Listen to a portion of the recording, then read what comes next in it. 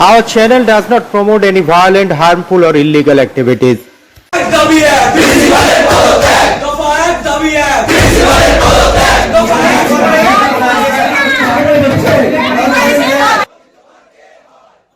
Intern চিকিৎসকদের মধ্যে ঝামেলায় উত্তপ্ত মালদা মেডিকেল কলেজ। 24 ঘন্টা ধরে অধ্যক্ষকে ঘেরাও করে বিক্ষোভ দেখায় জুনিয়র চিকিৎসকদের একাংশ। তাদের অভিযোগ, বৃহস্পতিবার বহির্বিভাগে চিকিৎসার সময় এক ইন্টার্নকে মারধর করা হয়। এই ঘটনায় নাম জড়িয়েছে তৃণমূল ঘনিষ্ঠ 2 ইন্টার্নের। তাদের বিরুদ্ধে মেডিকেল কর্তৃপক্ষ কোনো ব্যবস্থা না নেওয়ায় চলে বিক্ষোভ। যদিও অভিযোগের ভিত্তিতে তদন্ত কমিটি গঠন করা হয়েছে বলে দাবি। সুবিচারই পাইনি। আমরা কাল দুপুর 3টের থেকে অবস্থান চালিয়ে যাচ্ছি, যার মোটামুটি 8-9 ঘন্টা পরে আমাদেরকে এত বলার পরে যে সিসিটিভিটা দেখার জন্য অ্যালাউ করা হয়, সেখানে আমাদের প্রতিনিধিরা যায়। দেখে স্পষ্ট দেখা যায় যে আমাদের যারা অভিযুক্ত নবদ্বীপ শীল আর ময়ূরাক্ষী ঘোষ, তাদেরকে দেখা যায়। আর নবদ্বীপ শীল যার ইন্টার্ন ডাক্তারের উপরে যে হামলা করছেন বা ধাক্কা দিচ্ছেন, তার কলার ধরে টেনে একটা রুমের মধ্যে নিয়ে যাচ্ছেন, দরজা লাগাচ্ছেন, সব স্পষ্ট দেখা যায়। সব কিছু প্রমাণ হাতের সামনে থাকার সত্ত্বেও কোনো এখন অবধি অ্যাকশন নেওয়া হয়নি। তাদেরকে ডাকা হয়েছিল, তারা ভিতরে ছিল, কিন্তু তাদের এগেনস্টে কোনো অ্যাকশন নেওয়া হয়নি। আমরা এখনো অবধি কোনো শাস্তি পাইনি, মানে তাদের বিরুদ্ধে কোনো একটা ডিসিপ্লিনারি অ্যাকশন এখনো অবধি নেওয়া হয়নি। আমরা ততক্ষণ বিক্ষোভ করব, ততক্ষণ প্রতিবাদ করব, যতক্ষণ না একটা দৃষ্টান্তমূলক শাস্তি তারা পাচ্ছে। বছর আরজিকর কাণ্ডের মাধ্যমে আপনারা সকলেই অবগত আছেন যে গত কয়েক বছর ধরে বাংলার প্রত্যেকটা মেডিকেল কলেজে থ্রেট কালচার বলে একটি বস্তু চলছে। শাসক দলের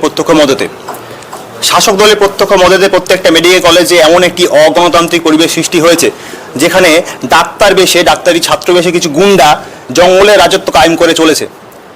সেই জঙ্গলের রাজত্ব কায়েম করার ফলে, সেই পরিবেশ সৃষ্টি হওয়ার ফলে তারই অনিবার্য বহিঃপ্রকাশ এই ঘটনা, একটা অন ডিউটি ইন্টার্নকে মারধর করার ঘটনা। এবং সেই ঘটনার বিচার চেয়ে দোষীদের দৃষ্টান্তমূলক শাস্তির দাবিতে আমরা আজকে অবস্থান করছি। যতক্ষণ না আমাদের দাবি আদায় হচ্ছে, আমাদের অবস্থান চলবে। কার নেতৃত্বে আছে? অভিযুক্তের নাম ময়ূরাক্ষী ঘোষ এবং নবদ্বীপ শীল, এবং এরা অভিযোগের ভিত্তিতে আমি প্রথমে আলোচনা করি এবং যাদের বিরুদ্ধে অভিযোগ তাদেরকে ডেকে একটা স্টেটমেন্ট নেওয়ার জন্য ডেকেছিলাম প্রাথমিকভাবে, এবং তারপর তারা আসে। এখানে আসার পর এরাও ছিল, যারা অভিযোগকারী তারাও ছিল, তারাও অভিযোগ কিন্তু কাউন্টার অভিযোগ হয়েছে অভিযোগ, এবং প্রত্যেকটা অভিযোগের কিন্তু তারাও মানে দুটো একটা দুটি অভিযোগ, অ্যালিগেশন কাউন্টারেশনে দুপক্ষেই কমপ্লেন করেছে, দুপক্ষেই মেল করেছে আমাকে। তখনই আমি দুটো বিষয়টা নিয়ে একটা এনকোয়ারি কমিটি বানিয়েছি, এবং এই যে স্টেটমেন্ট নেওয়ার জন্য ডেকেছিলাম, সেই স্টেটমেন্ট তারা দিতে পারেনি, কারণ সেখানে হট্টগোল হয়, তারাও প্রোটেস্ট করে, স্লোগান করে, এরা বিভিন্ন করে। তো আমি সেটা একদমই ফলপ্রসূ হয়নি। আমি ওটা প্রথম ধাপ ছিল আমার, যে আমি ডেকে ছাত্রদের কাছ থেকে আমি স্টেটমেন্ট নেবো, সেটা করতে পারিনি।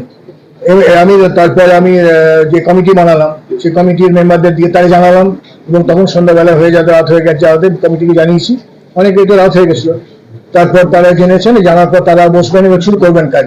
ইতিমধ্যে ওরা দাবি করে যে সিসিটিভি দেখতে হবে, সিসিটিভি দেখা ফুটেজ, সেই সিসিটিভি ফুটেজটাও আমরা, যদিও সেটা পদ্ধতিগতভাবে করতে হবে, কিন্তু তবুও আমি ওদের অনুরোধে, আমার ছাত্র দেখে অনুরোধ করেছে, সেই জায়গা থেকে আমি এমএসভিডি এবং আরো কিছু অফিসার্সকে পাঠাই, এবং ওখানে বলেছি আপনারা গিয়ে সিসিটিভি দেখুন, কিছু দেখে আসবেন। এবং 2 ছাত্র প্রতিনিধি যারা অভিযোগকারী বোধ গ্রুপস যারা করেছেন অভিযোগ, যারা অভিযুক্ত তাদের বন্ধু বান্ধব তারাও সবাই গেছে। 2জন স্টুডেন্টকে আমরা পাঠিয়েছিলাম দেখতে।